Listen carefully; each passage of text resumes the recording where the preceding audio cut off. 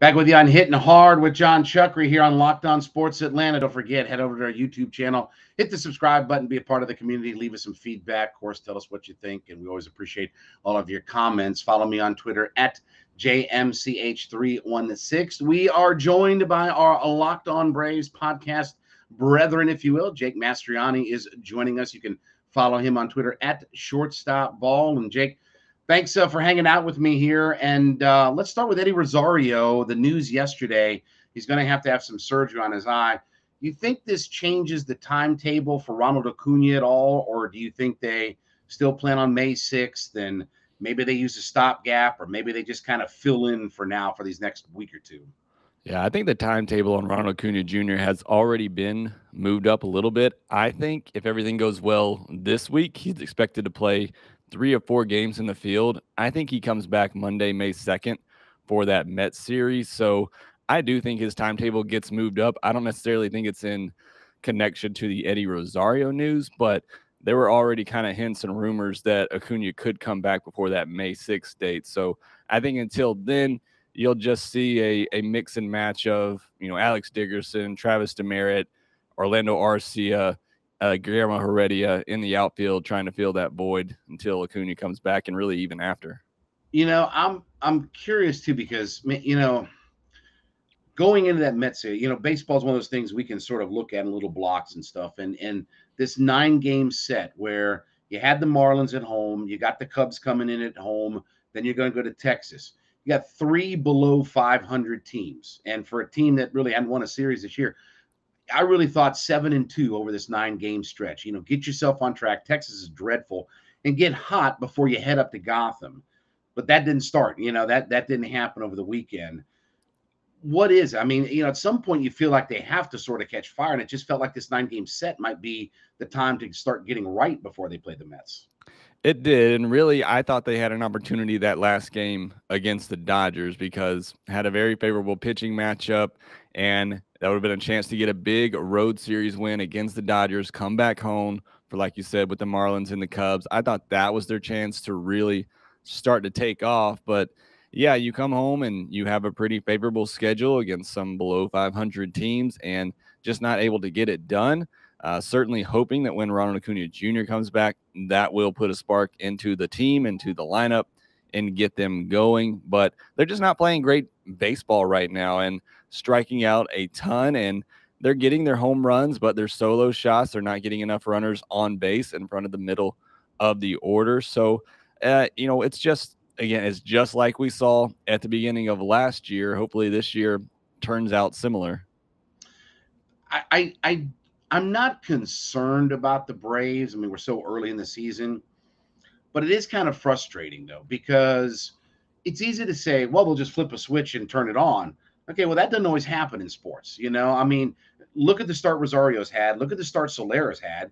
It tells you that they really caught lightning in a bottle last year, because neither one of those guys has exactly lit up the league since they've, either been here or left the Braves out of all of it. And also, too, what happens if the Mets are good?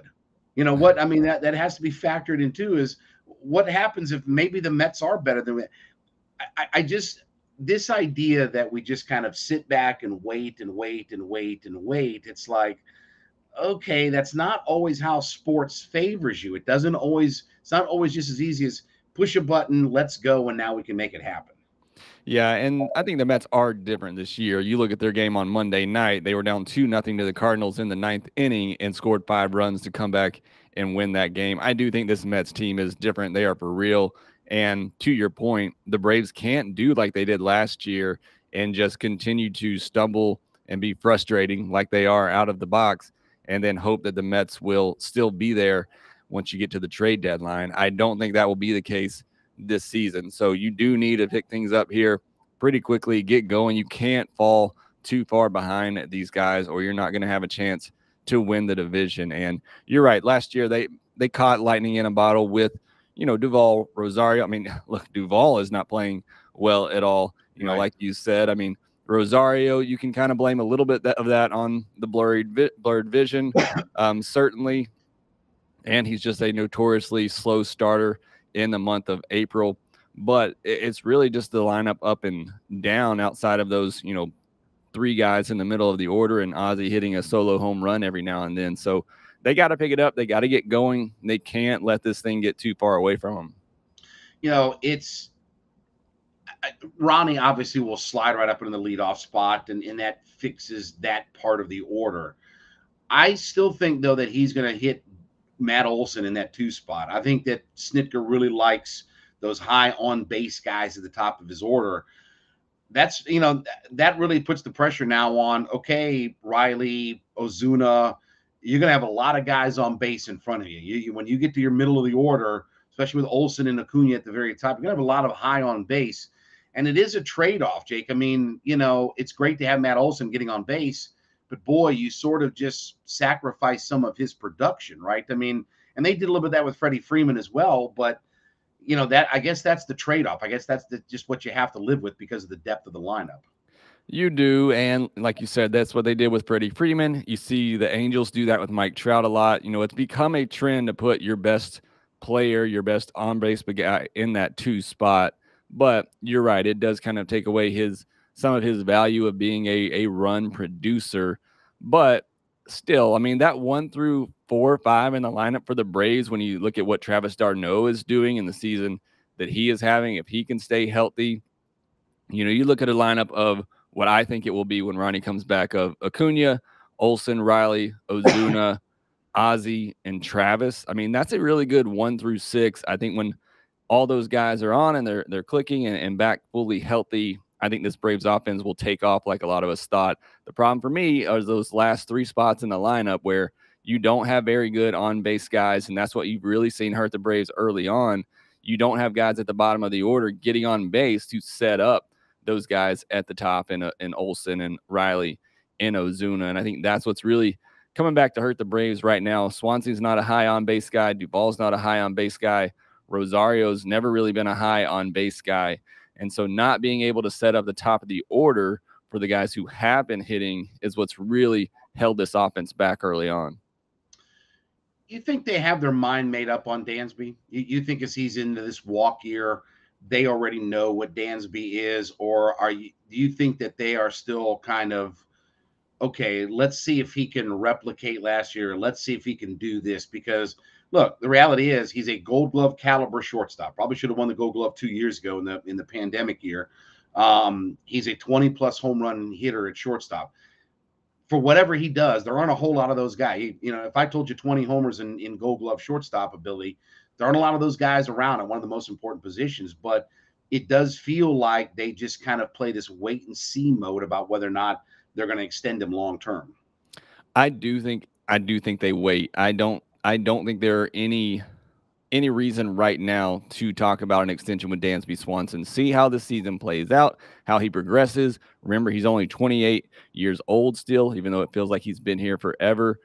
And just see how it plays out and see what the shortstop market looks like. It could be a very strong market with Xander Bogaerts and Carlos Correa potentially being added to the mix along with Trey Turner and Dansby Swanson. So I think they take the wait and see approach. I believe they let the season play out. It's not like Dansby's going to run away from them. It's kind of a similar situation to Freddie Freeman last season. I think they can wait as long as they need to with Dansby Swanson and see, what other fits are out there, try to get the best deal for the Braves. I'm not saying they won't entertain bringing him back. I just don't think there's any rush to do so right now. And I think that it's probably best for them to just let things play out this season and see if he can make those adjustments, become more of a consistent hitter. I'll say this. He ain't giving them the hometown discount. I mean, this is his first chance to cash in as a major leaguer. And I don't see him giving back money just for the sake of saying, let me play in Atlanta. I mean, you have to do what you have to do. I don't know that any team is going to give him, like Matt Olson, 8 years on a contract or whatever. I don't think Dansby's given any money back. And that's why I'm wondering if they're willing to just kind of walk away. I know they have the kid that was at Texas A&M in their minor league system that they've got, a potential guy maybe in a couple of years that could come up and play. But there are certain positions on the field that are hard to find, and shortstop is one of them. If you feel like you got a quality guy, it's hard to just kind of let that guy walk away from your franchise. It is, but look, I said during the offseason when we talked about extensions, I'd be willing to go 4, maybe 5 years at around 11, 12 million for Dansby.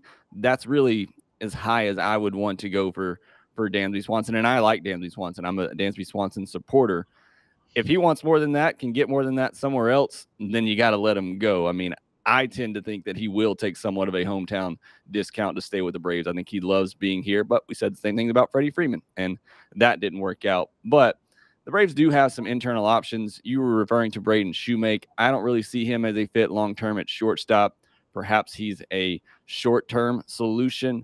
Vaughn Grissom is the guy. He's at high A right now that if he progresses this year, continues to show what he did last season when he was one of the best bats in the system. If he continues to progress, he may not be ready next year, but perhaps the year after that. So if they think he is legit prospect and can stick at shortstop, then maybe they go with a stopgap, kind of veteran next year and wait until Grissom is ready. So, I mean, they have some options, but you're right to the point when shortstop's such a vital position in baseball and you have somebody as solid as Dansby, even though you have to live with some of the streakiness at the plate, it's hard to replace that. So again, 4 or 5 years, $12 million. I would be okay with that with Dansby, but also wouldn't lose sleep if they did let him go somewhere else. We saw Noah get moved down, a guy that I was kind of hoping could bounce back in the rotation, just get back to what he was in the first half of last season. Obviously Kyle Wright's been terrific, but Ian Anderson's had his struggles. I mean, it's been up and down with the starters.